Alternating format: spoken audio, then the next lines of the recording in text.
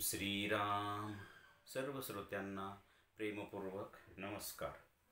श्रोते हो, आपण स्वामी विद्यानंद यांच्या भावार्थ रामायण संक्षिप्त या ग्रंथाच्या आधारे निर्माण झालेला मला भावलेले भावार्थ रामायण अर्थात आत्मपरायण हा ग्रंथ आपण पाहत आहोत. आज सुंदरकांडातील अध्याय 14वा, रावणपुत्र अखयाचा मारुतीकडून वध. ओम श्रीराम. हनुमंतांनी प्रचंड विनाश केला आहे. तेव्हा रावण जंबूमाळी आणि अनेक प्रधानांना पाठवतो. मग हनुमंत आपल्या सेफ्टीने त्या जंबूमाळी व प्रधानांना यमसदनी पाठवतात. कारण हनुमंतांची सेफ्टी ही मंत्रशक्ती व शस्त्रशक्तीने परिपूर्ण होती. त्यानंतर रावण आपला पुत्र अक्षत म्हणजेच अखया याला पाठवतो. परंतु हनुमंत त्या अखयाचा म्हणजेच त्या अक्षताचा सेफ्टीनेच अंत करतात. आता आपण साधकाच्या दृष्टीने पाहू. आता साधकाचा प्राण म्हणजेच हनुमंत अंतरंगातील या आध्यात्मिक जीवन रणभूमीवर शुद्धीकरण प्रक्रियेच्या माध्यमातून युद्ध करत आहे. ज्या स्तरावर तो आहे त्या स्तरावरील अशुद्ध वामशक्तीही प्रचंड विरोध करत आहे. कोल्हेकुही म्हणजेच जंबूमाळी करणारी अशुद्ध शक्ती व आमचा कधीच क्षय होणार नाही म्हणजेच अक्षत असे भासवणाऱ्या शक्ती गोंधळ घालतात. परंतु या शुद्ध झालेल्या गुरुकृपांकित प्राणापुढे त्यांचे काही चालत नाही. हा प्राण आपल्या तत्वरूपाने म्हणजेच सेफ्टीने त्या सर्वांचा विनाश करतो म्हणजेच त्या सर्वांचे शुद्धीकरण करतो. प्राणाचे तत्व म्हणजे त्याचा सोहमभाव म्हणजेच ती चित्शक्ती मीच आहे किंवा तो मी आहे. आता आपण या अध्यायाचे थोडक्यात सार पाहण्याचा आपण प्रयत्न करूया. इथे हनुमंतांनी प्रचंड असा विनाश केलेला आहे. 14,000 राक्षसांचा वध केला. नंतर रावण मग त्याचे प्रधान जंबूमाळी वगैरे अशा प्रधानांना पाठवतो. त्यांचाही हनुमंत आपल्या शेपटीनेच विनाश करतात. नंतर रावण त्याचा पुत्र अखया म्हणजेच अक्षत याला पाठवतो. परंतु हनुमंत त्याचाही आपल्या शेपटीनेच अंत करतात. आता हे साधकाच्या दृष्टीने कसं किंवा ही कथा साधकाच्या अंतरंगात कशी घडते, तर साधकाचा प्राण म्हणजेच हनुमंत, आपण हनुमंताला प्राण हे संबोधून दिलेले आहे. तर हा प्राण साधकाच्या या अंतरंगातील आध्यात्मिक जीवन रणभूमीवर शुद्धीकरणाच्या माध्यमातून शुद्धीकरण करणे म्हणजेच युद्ध करणे असं त्याचं अंतरंगामध्ये हे युद्ध चालू आहे.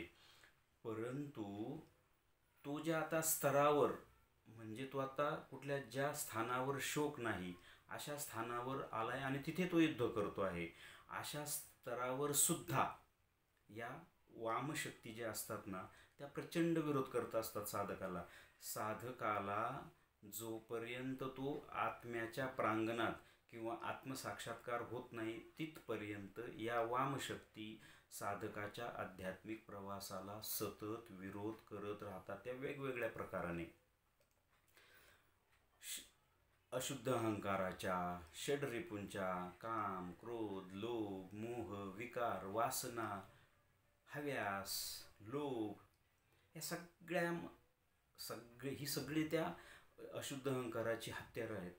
आणि त्या माध्यमातून ते प्रचंड विरोध करत असतात या शुद्धीकरण प्रक्रियेला. परंतु आणि या शक्ती कशा असतात, आता इथे आपण जंबूमाळी रावणाने पाठवलाय, त्याला आपण इथे कोल्हे कुही करणारे म्हणजे काय, म्हणजे या शक्ती तशा शक्तिवान प्रचंड शक्तिवान नसतात. त्या फक्त आव आणतात किंवा आम्ही खूप शक्तिशाली आहोत, आम्ही सगळ्यांचा विनाश करू, असं फक्त जसं कोल्हेकुई आपण ज्याला म्हणतो ना, फक्त ओरडणे म्हणजे फक्त गप्पा मारणे. प्रत्यक्षात त्या शक्तीमध्ये तेवढी ताकद नसते की ती अशा शुद्ध झालेल्या प्राणाला, शुद्ध झालेल्या मनाला किंवा शुद्ध साधना करणाऱ्या साधकाला त्या कायमस्वरूपी थांबू शकतील. त्या विरोध करतील, प्रवास थांबवण्याचा प्रयत्न करतील, परंतु त्या फक्त गप्पा मारतात. तसंच अशा काही शक्ती की आमचा कधीच नाश होणार नाही असा त्या आव आणतात, परंतु त्यांच्याकडे एवढं सामर्थ्य नक्कीच नसतं. साधकाने फक्त काय करायचं असतं की आपली गुरुप्रणित साधना सोडायची नाही, आपल्या सद्गुरूवरचा विश्वास सोडायचा नाही, दृढ श्रद्धेने आपली साधना करत राहायचं आणि सद्गुरूंच्या चरणकमलावर समर्पित राहायचं. म्हणजे सद्गुरूकडून जी प्रकाशरूपी शक्ती साधकाला मिळते, ती शक्ती या वामशक्तींचा विनाश तरी करते किंवा त्यांचं शुद्धीकरण करून त्यांचं परिवर्तन तरी करते. आता इथे हनुमंत आपल्या शेपटीने या सगळ्यांचा विनाश करतायत. साधकाच्या दृष्टीने प्राणाचं जे तत्व आहे ते तत्व ह्या वामशक्तींना चा विनाश करते किंवा शुद्धीकरण करते किंवा त्यांचं परिवर्तन करते. आणि हे तत्व म्हणजे काय प्राणाचं, तर प्राणाचं तत्व आहे तो मी आहे. म्हणजे श्वासावर सतत सोहम चालू असतो. श्वास हे प्राणाचं तत्व आहे आणि यावर सोहम म्हणजे तो ईश्वर, तिचीच शक्ती, ती शक्ती मी आहे. आणि त्या शक्तीच्या बळाने तो या वामशक्तींचा विनाश करू शकतो किंवा त्यांचं रूपांतरण करू शकतो, परिवर्तन करू शकतो. पण तरी ह्या शक्ती अशा म्हणजे आव्हानातच असतात, थोडक्यात घाबरवत असतात, भीती निर्माण करत असतात आणि मग साधक घाबरला की त्याचं पतन होतं. तर याचं थोडंसं आपण जर उदाहरण पाहिलं तर खूप ठिकाणी आजच्या घडीलाही तेच चालू आहे, अनंत काळापासून तेच चालू आहे. भगवान श्रीकृष्णचा जन्म होतो, कंस किती ताकदवान असतो, प्रचंड ताकदवान असतो. त्याच्याकडे चाणूर वगैरे खूप राक्षस त्यांच्याकडे असतात, शिशुपालादी खूप त्याला सहाय्य करणारी मंडळी असतात.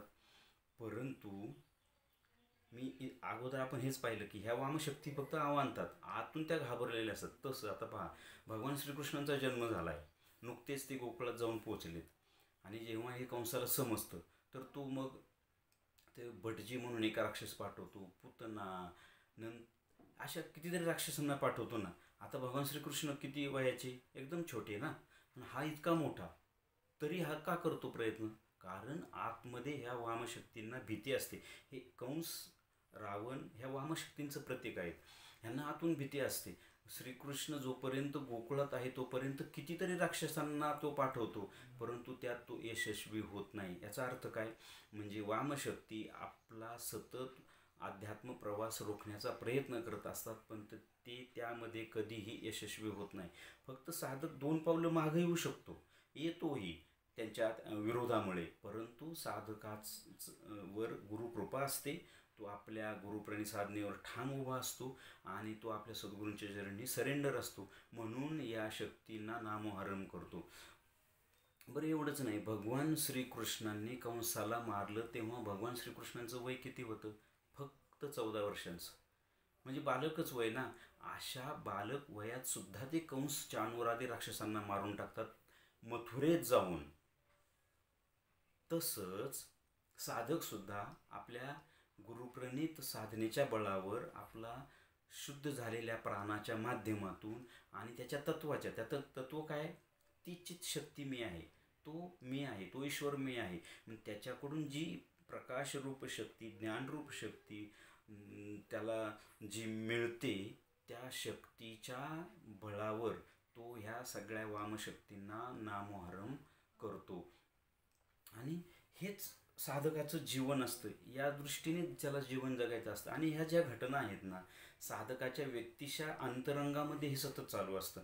म्हणजे त्यांना त्या शक्तींना कुठंतरी त्या लपून बसतात. म्हणजे आपल्या अंतरंगामध्ये हृदयाच्या कुठल्या तरी कप्प्यात, कुठल्या तरी बाजूला ती लपून बसतात आणि त्यांना संधी मिळाली की ते साधकावर अटॅक करतात, हल्ला करतात आणि अखंड चालू असतं. आणि बाह्यांगाने पाहिलं तर आता आपण कंसाचं उदाहरण घेतलं, त्रेतायुगात रामाचं, त्याच्या अगोदर परशुरामांचं, कच्छ, मच्छ, वराह, नृसिंह, ह्या सगळ्या अवतारांनी या वामशक्तींनाच नामोहरम केलेलं आहे ना. आजही तेच चाललंय ना. आपण कालच्या भागात पाहिलं की पाकिस्तानने आपल्यावर हल्ला केला. भारता पाक एवढं म्हणजे भारताने त्यांचं नुकसान केलं तरी आजही त्यांची धरपोक्ती चालूच आहे. म्हणजे वामशक्ती नुसता आव आणून गप्पा मारतात. भारत गप्पा मारताना दिसला का? धरपोक्ती करताना दिसला का? अजिबात नाही. भारत आपलं शांतपणाने आपलं काम करतो आणि त्यांना मोहरम करतो. हेच चांगलं आणि वाईट, साधक आणि वामशक्ती, किंवा साधकाच्या अंतरंगातली चांगली शक्ती आणि वाईट शक्ती यांचं सतत युद्ध चालू असतंय. तेच बाह्यांगाने पाहिलं तर आज भारत ही चांगली शक्ती आहे, कारण भारत ही देवभूमी आहे. पाकिस्तानसुद्धा आपलाच भाग होता, परंतु या वामशक्तींनी त्याच्यावर कब्जा मिळवलेला आहे आणि केव्हा ना केव्हा भारतामध्ये तो विलीन होणारच आहे. कारण हे श्री अरविंदांनी त्या काळात भविष्यवाणी करून ठेवलेली आहे. परंतु आज तरी त्या वामशक्तींच्या ते ताब्यात आहे आणि त्यांच्या दरपोक्ती आपण पाहतोच की आम्ही असं करू, आम्ही तसं करू, भारताला संपवू वगैरे वगैरे. हेच सगळं बाह्यंगाने आजही जगात चालू आहे, मागच्या युगांनी चालू होतं. आणि साधकाच्या दृष्टीने पाहिलं तर साधकाच्याही आजही या वामशक्ती अंतरंगातून साधकाच्या आध्यात्मिक प्रवासाला विरोध करतात आणि मागच्या युगांनी सुद्धा हेच चालू आहे. मात्र शेवटी विजय हा सत्याचाच होतो, विजय हा साधकाचाच होतो, विजय हा ईश्वरी शक्तीचाच होतो. यावर आपण दृढ विश्वास ठेवला पाहिजे. हेच या अध्यायाचं सार आहे असं मला वाटतं. श्रीरामार्पणमस्तु.